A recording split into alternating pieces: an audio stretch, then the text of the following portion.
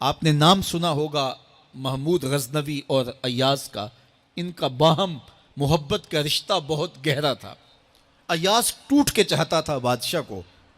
اب دیگر مصاحبین حسد کرتے تھے، بغض رکھتے تھے. وہ کہتے تھے یہ کوئی کیا اس میں کرشمہ اور کمال ہے کہ بادشاہ اس کو اتنا ہی چاہتا ہے. تو بادشاہ جب ان وزراء کا، مشیروں کا حسد حد سے بڑا ہوا دیکھا تو ایک دن سب کو اپنے دربار میں حاضر کیا. دربار میں ایک تالاب تھا، تو اس میں مٹھی بھر کے موتیوں کی پھینک دی اور ایک ایک وزیر کو کہا کہ یہ موتی نکال کے لاؤ، اور یہ خیال کرنا کہ تمہارا لباس بھی، تمہارا بدن بھی نہیں بھیگنا چاہیے. تو سب نے کہا کہ یہ عجیب بات ہے کہ حوض کی تہ سے موتی نکال کے لائیں اور لباس بھی نہ بھیگے اور بدن بھی نہ بھیگے، یہ تو لازمی ہوگا. پھر دوسرے وزیر کو کہتا کہ یہ موتی نکال کے لاؤ، تمہارا لباس بھی نہیں بھیگنا چاہیے، تمہارا بدن بھی نہیں بھیگنا چاہیے. تو وہ آگے سے حجت کرتا یہ کیسے ہو سکتا ہے کہ بدن بھی اور لباس بھی نہ بھیگے اور موتی بھی نکال لاؤں. تیسرے کو، چوتھے کو، پانچویں کو، ہر ایک آگے سے حجت کرے یہ کیسے ہو سکتا ہے.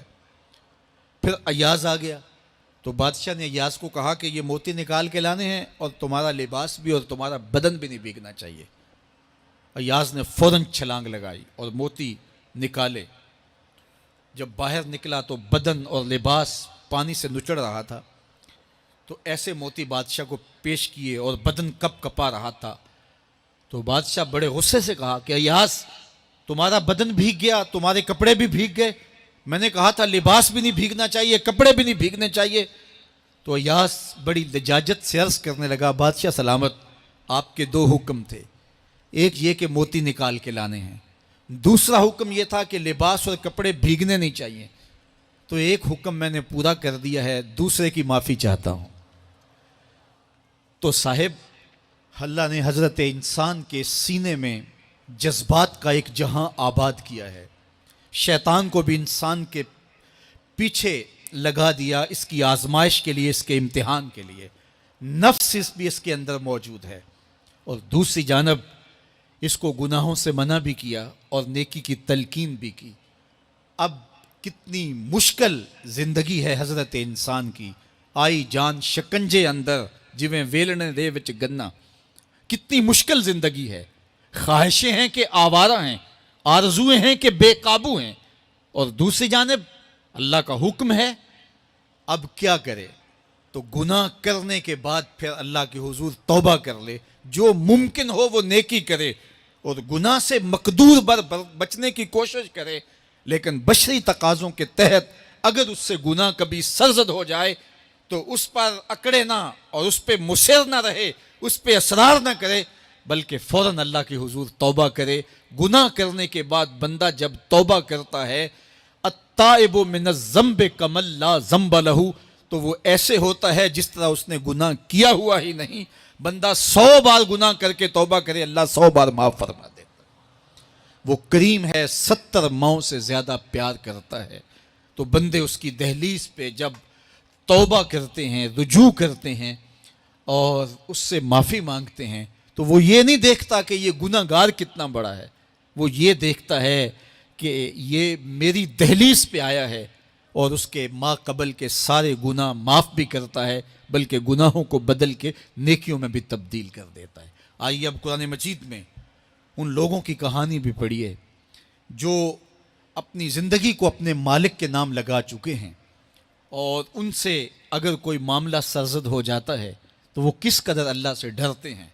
والذین یؤتون ما آتوا وقلوبہم وجلہ انہم الی ربہم راجعون. فرمایا کہ وہ لوگ جب ان سے کوئی خطا سرزد ہو جاتی ہے، کوئی گناہ ہو جاتا ہے، تو ان کے دل لرز جاتے ہیں، خوف خدا سے وہ کانپنے لگ جاتے ہیں. انہم الی ربہم راجعون، تو وہ اپنے رب کی طرف رجوع کرنے والے ہوتے ہیں. اگر ان سے کبھی کوئی گناہ سرزد ہو جائے، ان سے کوئی غلطی سرزد ہو جائے، تو پھر اس پہ ضد نہیں کرتے، اس پر مصر نہیں ہو جاتے، اس پر حجتیں اور دلیلیں نہیں لاتے، بلکہ وہ کیا کرتے ہیں، فوراً اللہ کے حضور رجوع کرتے ہیں اور معافی مانگتے ہیں. اور اللہ کو یہ بہت پسند ہے کہ کوئی مجھ سے معافی مانگے، اور اللہ انہیں معاف کر دیتا ہے. اللہ اکبر. حضرت عبداللہ ابن مسعود رضی اللہ تعالیٰ عنہ فرماتے ہیں کہ مومن کی یہ شان ہے کہ جب وہ گناہ کر بیٹھے تو وہ یوں محسوس کرتا ہے جس طرح پہاڑ تلے آ گیا ہے. یہ اس کی کیفیت ہے کہ گناہ کرنے کے بعد، نافرمانی کرنے کے بعد اس کا دل لرز اٹھتا ہے. وَقُلُوبُهُمْ وَجِلَةٌ، ان کے دل خوف خدا سے لرزنے لگ جاتے ہیں کہ ہم سے یہ گناہ کیوں سرزد ہو گیا، یہ تو اللہ کی ناراضگی کا سبب ہے. تو حضرت عبداللہ ابن مسعود فرماتے ہیں یوں محسوس کرتے ہیں جس طرح پہاڑ تلے آ گیا ہے اور پہاڑ ابھی گر جائے گا اور انہیں کچل دے گا. تو وہ جلدی جلدی تلافی کرتے ہیں، توبہ کرتے ہیں، رجوع اللہ کرتے ہیں تاکہ ہمارا گناہ معاف ہو جائے. اور منافق کی مثال بھی بیان کی گئی. جب وہ گناہ کرتا ہے تو یوں محسوس کرتا ہے جیسے بدن پہ مکھی بیٹھی تھی، ہلکے اشارے سے اڑا دی. سویر سے لے کر شام تک کتنی بار ہم اپنے بدن پہ بیٹھی مکھیاں اڑا دیتے ہیں اور ہمیں شام کو یاد بھی نہیں ہوتا کہ یہ عمل ہم نے کتنی بار کیا ہے. میں اور آپ اپنے اندر اتر کر کے دیکھ سکتے ہیں ہماری کیفیت باطن کیا ہے. نمازیں چھوڑی، جھوٹ بولا، غیبت کی، چغلی کی، کسی کا دل دکھایا، کسی کو تکلیف دی، گالی گلوچ کیا، سب و شتم کیا، سویر سے شام تک کیا کیا گناہ کیے. کبھی خیال بھٹکے، کبھی سوچیں آوارہ ہوئیں، کبھی نگاہوں نے بدکاریاں کی، کبھی زبان نے جرم کیے، اور شام کو ہمیں یاد بھی نہیں ہوتا کہ آج ہم نے کیا کیا جرائم کیے، آج ہم نے کیا کیا گناہ کیے. اگر ہماری یہ کیفیت ہے تو یہ عملی نفاق ہے کہ بدن پہ مکھی بیٹھی اور اڑا دی. اور اگر ہماری کیفیت یہ ہے کہ گناہ کے بعد یہ محسوس ہوتا ہے کہ ہم پہاڑ تلے آ گئے اور اللہ کی ناراضگی ہم نے مول لے لیے اور جلدی جلدی توبہ کر کے رجوع کرنے کی جانب بڑھتے ہیں، تو پھر مبارک ہو. نہیں تو مجھے اور آپ کو اپنا محاسبہ کرنا چاہیے. ہمارے دلوں پر زنگ چڑھ گئے ہیں اور ہماری کیفیت یہ ہو گئی ہے کہ گناہ کرنے کے بعد بھی ہم ڈٹے رہتے ہیں. جبکہ زندگی اصحاب رسول کی دیکھیے ان سے بھی کبھی کوئی خطا سرزد ہو جاتی تو وہ فوراً اس گناہ کی تلافی کے لیے حضور کی بارگاہ میں حاضر ہو جاتے.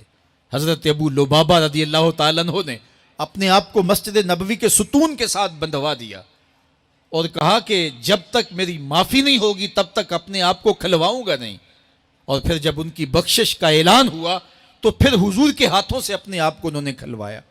ایک خاتون حضور کی خدمت میں حاضر ہوئی اور عرض کی یا رسول اللہ صلی اللہ علیہ وسلم، مجھ سے بدکاری سرزد ہو گئی ہے اور میرے پیٹ میں بچہ ہے اور میں چاہتی ہوں کہ آخرت کی سزا کی بجائے دنیا کے اوپر اس کی سزا مجھے دے دی جائے تاکہ میں پاک ہو جاؤں اور صاف ہو جاؤں، کیونکہ آخرت کی سزائیں بہت سخت ہیں. اللہ کے محبوب علیہ السلام نے جبریل امین سے ایک دن پوچھا تھا مجھے جہنم کے عذابوں کا ذکر سناؤ. تو عرض کی یا رسول اللہ صلی اللہ علیہ وسلم، سب سے ہلکا عذاب، اخف العذاب، ہلکا ترین عذاب یہ ہے کہ جہنمی کے پاؤں میں آگ کے جوتے رکھے جائیں گے. باقی اس کے پورے بدن پہ آگ نہیں ہوگی، صرف آگ کے جوتے اس کو پہنائے جائیں گے. لیکن اس کی حدت، گرمی اور شدت اتنی ہوگی، یغلی منہما دماغہ، اس کی شدت سے اس کا دماغ پگھل کر ناک اور کانوں کے ذریعے سے باہر آنا شروع ہو جائے گا. یہ سب سے ہلکے عذاب کی کیفیت ہے. اور جو عذاب سخت ہیں الیاذ باللہ، اللہ تعالیٰ قرآن مجید میں فرماتا ہے ثم لا یموت فیہا ولا یحیا، اس بڑے عذاب کا ذکر کیا جو جہنمیوں کو دیا جائے گا. فرمایا اس عذاب کی کیفیت یہ ہوگی بندہ نہ جیے گا نہ مرے گا. جیے گا اس لیے نہیں کہ آگے اور پیچھے، دائیں اور بائیں آگ ہی آگ ہوگی، تو اس آگ میں جینا کو جینا تو نہیں ہوگا. اور مرے گا اس لیے نہیں کہ موت کو موت آ چکی ہوگی. جنت میں جنتیوں کو ایک ہی ڈر اور خدشہ ہوگا کہیں موت نہ آ جائے، اور جہنمیوں کو ایک ہی امید ہوگی کہیں موت آ جائے اور جان چھوٹ جائے. اللہ تعالیٰ مینڈے کی شکل میں موت کو لائے گا اور موت کو ذبح کیا جائے گا. جنتی جنت سے اور جہنمی جہنم سے دیکھ رہے ہوں گے. جب موت کو ذبح کر دیا جائے گا اب موت نہیں ہے تو جنتی اتنے خوش ہو جائیں گے کہ اگر موت کو موت نہ آئی ہوتی تو یہ خوشی سے مر جاتے، اور جہنمی اتنے مایوس، دکھی اور پریشان ہوں گے کہ اگر موت کو موت نہ آئی ہوتی تو یہ صدمے سے مر جاتے. تو وہ کتنا سخت عذاب ہوگا الیاذ باللہ کے ہلکے ترین عذاب کی کیفیت یہ ہے کہ پاؤں میں آگ کا جوتا اور دماغ پگھل کے ناک اور کانوں کے راستے سے باہر آ جائے۔ تو اس نے عرض کی یا رسول اللہ صلی اللہ علیہ وسلم میرے اوپر حد جاری کر دیجئے، اور اس نے کہا کہ میرے پیٹ میں جو ہے وہ بچہ ہے۔ اللہ کے محبوب علیہ السلام نے فرمایا جاؤ جب بچہ پیدا ہو تو پھر آنا۔ وہ چلی گئی، تو جب بچہ پیدا ہوا تو گود میں اٹھائے پھر حضور کی خدمت میں حاضر ہوئی اور عرض کی یا رسول اللہ یہ ہے بچہ جو میں نے گناہ کیا تھا، بدکاری کی تھی، آج یہ اس کی نشانی ہے۔ تو اللہ کے محبوب علیہ السلام نے فرمایا کہ اسے لے جاؤ اور اسے دودھ پلاؤ، اور جب یہ کچھ کھانے پینے لگ جائے گا تو پھر آنا۔ تو تھوڑی دیر کے بعد، کچھ دنوں کے بعد وہ دوبارہ حاضر ہوئی اور اس نے اس بچے کے ہاتھ میں روٹی کا ٹکڑا دیا ہوا تھا اور عرض کی یا رسول اللہ دیکھ لیجئے اب یہ روٹی کھانے لگ گیا ہے۔ اللہ اکبر۔ تو اللہ کے محبوب نے فرمایا انہیں لے جاؤ اور جا کے انہیں سنگسار کر دو۔ اس کی یہ حد بنتی تھی، اس کو سنگسار کیا اور اس نے خود یہ سزا اپنے لیے قبول کی۔ ماعز ابن مالک اسلمی عرض کی یا رسول اللہ طہرنی، مجھے پاک کر دیجئے۔ میرے حضور نے فرمایا جاؤ اللہ سے معافی مانگو۔ وہ گئے اور معافی مانگی، بے چینی اتنی تھی، پھر آ گئے اور عرض کی طہرنی یا رسول اللہ، حضور مجھے پاک کر دیجئے۔ فرمایا جاؤ اللہ سے معافی مانگو۔ وہ گئے، معافی مانگی، پھر پلٹ آئے، تیسری مرتبہ، چوتھی مرتبہ۔ آقا کریم نے فرمایا فیما اطہرو کا، تمہیں کہا اللہ سے معافی مانگو، کریم ہے معاف کر دے گا، تم پھر پلٹ آتے ہو، تمہیں کس جرم سے پاک کروں؟ قال من الزنا، عرض کی مجھ سے بدکاری ہو گئی ہے اور میں چاہتا ہوں کہ دنیا پر فارغ ہو جاؤں۔ حضور نے فرمایا کہ اس کا توازن عقلی تو ٹھیک ہے۔ عرض کی حضور صحیح الحواس ہے۔ کہا کہ یہ نشے میں تو نہیں کہہ رہا، کسی نے اٹھ کے منہ سونگا، کہا حضور ایسی بات بھی نہیں ہے۔ فرمایا تم سوچ لو کیا کہہ رہے ہو؟ کہا حضور جو میں کہہ رہا ہوں وہ سچ کہہ رہا ہوں، مجھ سے گناہ سرزد ہو گیا اور میں چاہتا ہوں کہ دنیا پر ہی فارغ ہو جاؤں۔ اللہ کے محبوب علیہ السلام نے فرمایا کہ انہیں سنگسار کر دو۔ ماعز ابن مالک اسلمی کو سنگسار کر دیا گیا۔ جب ان کا جنازہ اٹھا تو حضور بھی جنازے کے جلوس میں تھے۔ کسی کی زبان سے نکلا لو ماعز نے گناہ کیا تھا، بس یہ بات سننے کی دیر تھی، اللہ کے محبوب کے چہرے پہ جلال آ گیا۔ فرمایا خبردار اگر کسی نے میرے ماعز پہ بات کی، میرے ماعز نے ایسی سچی توبہ کی ہے اگر روئے زمین کے تمام مسلمانوں میں بانٹ دی جائے لکفاہم، سب کی مغفرت ہو جائے، کہ انہوں نے اپنے آپ کو خود پیش کیا ہے۔ اب ماعز ابن مالک کا جنازہ اللہ کے رسول نے خود پڑھایا، بلکہ مسلم کتاب الحدود میں ہے کہ ان کے جنازے کے دوسرے دن یا تیسرے دن حضور ان کے ہاں تشریف لے گئے، اور جب آقا گئے وہم جلوسن، تو لوگ وہاں بیٹھے ہوئے تھے، تو میرے آقا نے فرمایا استغفروا لماعز، ماعز کے لیے بخشش اور مغفرت کی دعا کرو۔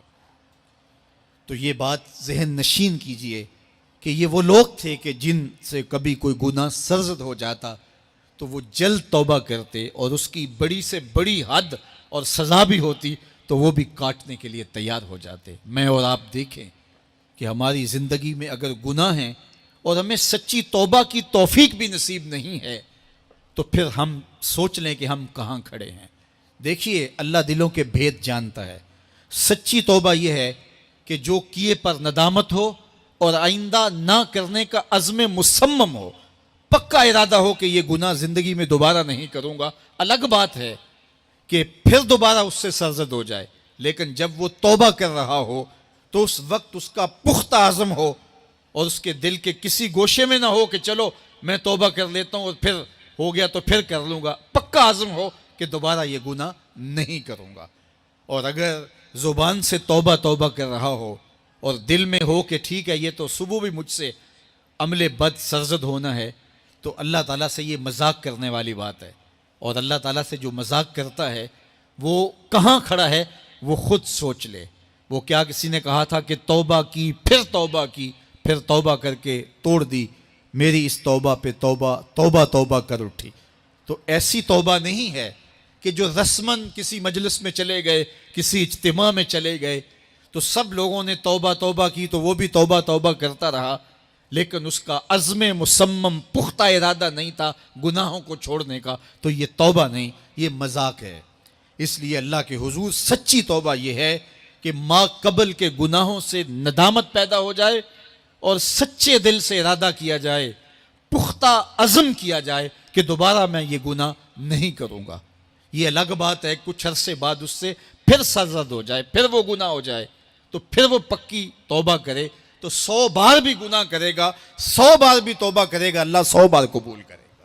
لیکن عند توبہ اس کا عزم مصمم ہونا چاہیے، اس کا عزم پختہ ہونا چاہیے۔ محض لفظوں سے توبہ توبہ پکارنا اور دل توبہ نہ کر رہا ہو اور دل عزم مصمم نہ رکھتا ہو تو یہ توبہ نہیں ہے۔